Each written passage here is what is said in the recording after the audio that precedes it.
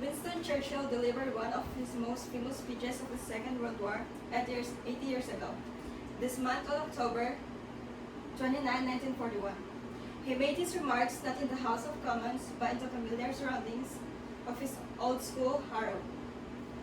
In addressing the student, Churchill contrasted the war situation as it then stood with what had been the case during his last visit 10 months before the height of the Blitz. From this, Churchill reached a three-word conclusion that has inspired generations ever since,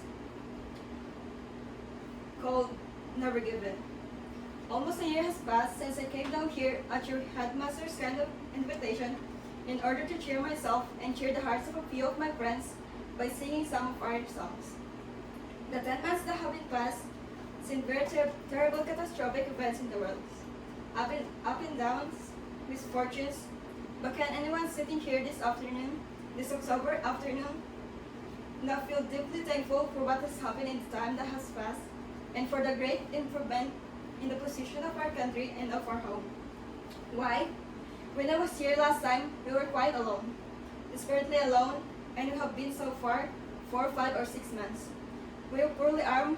We are not so poorly armed today, but then we were very poorly armed.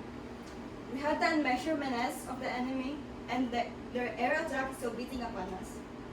You yourself had experience of this attack, and I expect you are beginning to feel impatient that there has been this long lull with nothing particular turning up. But we must learn to be equally good at what is short and sharp, in what is long and tough. It is generally said that the British are often better at the last. They do not expect to move from crisis to crisis. They do not always expect that each day will bring up some noble chance of war, but when they very slowly make up their minds that the thing has to be done and the job put through and finished, then if it takes months, if it takes years, they do it. Another lesson I think we may take, just throwing our minds back to our meeting here 10 months ago and now, is that appearances are always very deceptive. And Kipling well says, we must meet with triumph and disaster, and treat those two imposters just the same. You cannot tell from appearances how things will go. Sometimes, imagination makes things out far worse than they are. Yet, without imagination, not much can be done.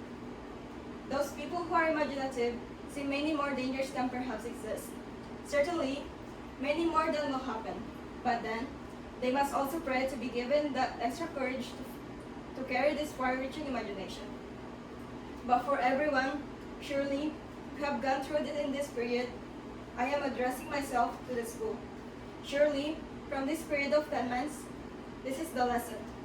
Never give in, never give in, never, never, never and nothing. Great or small, large or petty, never give in to conviction of honor and good sense.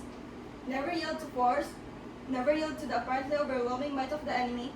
We stood all alone a year ago, and to many countries it seemed that our country was closed. We were finished.